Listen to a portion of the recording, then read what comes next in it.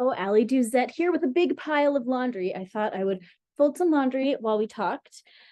Today, we have something a little bit interesting to talk about. We've been talking about boundaries and how we're going to have these organic experiences show up to help us get our boundaries in alignment over the next couple of weeks with this upcoming eclipse portal. And today I was really thinking about Libra and Aries. This is the nodal path that is creating this eclipse. Every time that there's an eclipse, it has to do with what's called the moon's nodes. And it's when the sun and the moon are so close to these nodes, which are mathematical points of the moon. And everybody has their own set of nodes. You have your own set of nodes. I have my own set of nodes. My nodes, I have a south node in Virgo and a north node in Pisces. And you might have that too, or you might have a different set of nodes. And you can find that out by looking up your own natal chart. I always recommend going to illuxology.com for your own nodes to like run your own chart, and then you can see your nodes. It looks like a little horseshoe.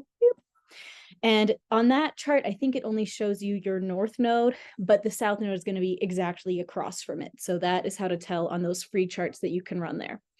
But today I had an interesting conversation about war, which is very timely right now, about how when one person has a conflict in their own soul, when one person is at war within themselves, everywhere they go, they spread war. But if just one person has peace within themselves and they learn how to escape that inner war, everywhere they go, they bring peace. And so you can be a war maker or a peacemaker, and it just depends on what is going on in your own soul. So why are we bringing this up with Libra and Aries? Well, there's like a lot of facets here to talk about, because first off, Libra is famously indecisive. Libra is the judge of the zodiac. And the sign for Libra what it's supposed to look like is a scale, like it's going to weigh the balance. And Libra is the judge. Libra sees both sides of the equation, and that's why Libra is famous for being indecisive. Libra deeply cares about things being fair, and it deeply cares to see both sides of the story. So sometimes, there's always like memes about people with a lot of Libra in their chart having a hard time deciding where to go eat for dinner or something, which is hilarious and also like very normal. It's a little bit funny because it's a little bit true, whereas Aries is very decisive, and Aries is famously decisive and will just make decisions. So this nodal path, we have these two sides of the coin of the indecision versus the decisiveness, and we're all being called to become decisive. Okay. And so your own chart will have Libra and Aries in it. Even if your sun is not a Libra, like say you're an Aquarius, you still have Libra in your chart, and it might not have any planets in it, but it's still there and it's still a part of you. And that's a part of your life where you're going to have some indecision, where you're going to have some Libra tendencies. And we're all being called to deal with kind of the dark side of our Libra tendencies within our own selves and find the good stuff on the Aries side. This is something that everybody is feeling, whether or not they realize it. So as I am recording this, I just found out about all of the craziness going on in the Middle East right now, which I think is definitely indicated by this nodal path, where we're moving away from that Libra energy. Libra energy sees both sides of the story, and so it tries to get both sides to kind of reconcile, and it can tend to sweep things under the rug to make things get along. Aries does not do that, and we're all being called to move to that Aries side of the equation. And so here we are seeing we're not willing to get along anymore, and let's go to war. It's ugly. It is not a good thing.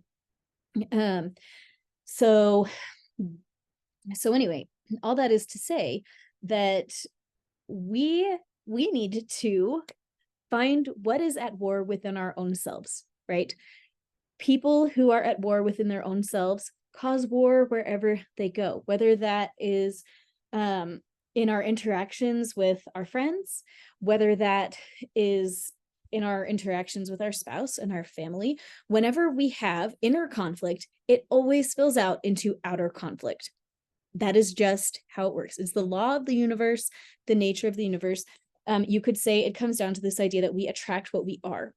If we are having a lot of conflict in our external world, we're having a lot of conflict with neighbors, with friends, with our spouse, with whatever, The real secret is that we've got to start looking within and see what is in with conflict inside of our own souls. What is going on inside of myself that is in conflict, that is creating this kind of turbulence around my person that is drawing more conflict to me.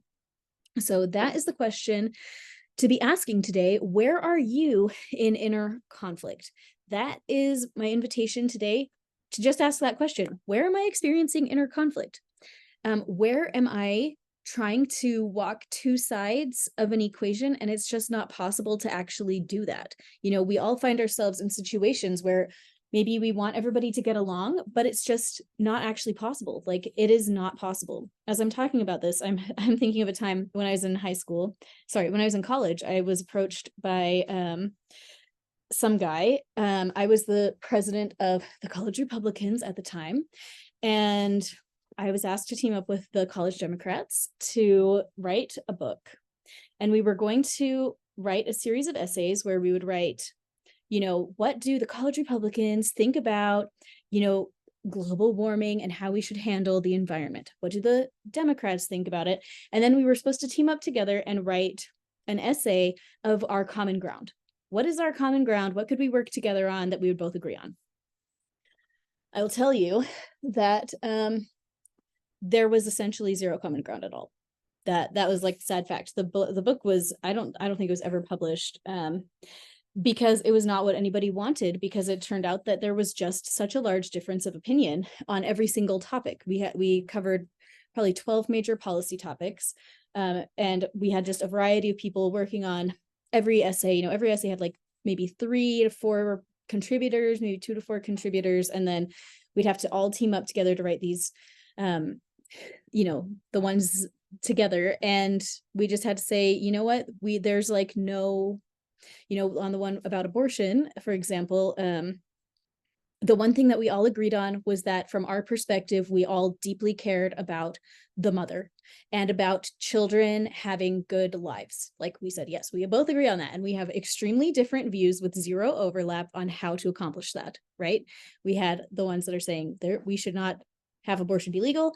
That is not the way to have happy mothers and happy families. And then we had the other side that's saying we absolutely need abortion. That is the only way that we can have happy families and happy mothers. Like, how do you find middle ground in that? And so I just bring it up because this is the kind of situation that I think we're going to see a lot more of over the next 15 months. That's about how much longer we have in this transit. I think, if I can remember off the top of my head, we entered this transit in July. So we have 18 months from July. And I think we're going to see a lot more of this, where we have kind of swept a lot of disagreements. You know, we've been able to kind of get by with some of our major disagreements as individuals and on a policy level and on a national level. And I think we're going to come to a space where we just say, we are incompatible, you know, like, my views are completely incompatible with your views. And so I think we're going to see some of this arising over this eclipse portal, because this is the energy that this transit embodies. So because you're aware of it, you are equipped to not lose your mind. This is a really potent time where people can get really upset, get embroiled in arguments. Guess what? Here's the thing that you need to remember. It's just not worth arguing about. I mean, like, it may be worth taking action about, but this is a time that I think everybody's going to start really sorting out, what do they really believe? What are we willing to compromise on? And what are we absolutely not willing to compromise on? If you're interacting with someone who is not willing to compromise on something, they truly are unwilling. They are very unlikely to compromise on it because of this transit. You know, it is, and you certainly can. You can choose to be conscious and choose to compromise. You can choose to say, you know what, I disagree with this concept, but I would prefer to just have this conversation go well and avoid the conflict. Like, you can be conscious about it, but most people will not be. You get to be the one that is mature and emotionally responsible, and, you know, evaluate your conversations and decide, when are you going to engage in a conversation that is going to end in conflict? When are you going to say, you know what, thank you for your opinion, I hadn't thought of it that way. Have a great day. You know, we get to be the ones to make a responsible choice in how we handle these conversations, because everybody in the nation is going to be, I say the nation, everybody on the whole planet is having this experience where we are all going to have to really evaluate.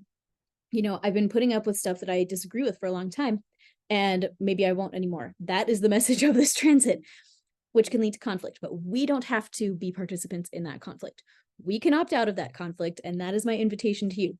How we opt out? We identify our own inner conflict and start resolving that. Okay, we'll talk about that more later.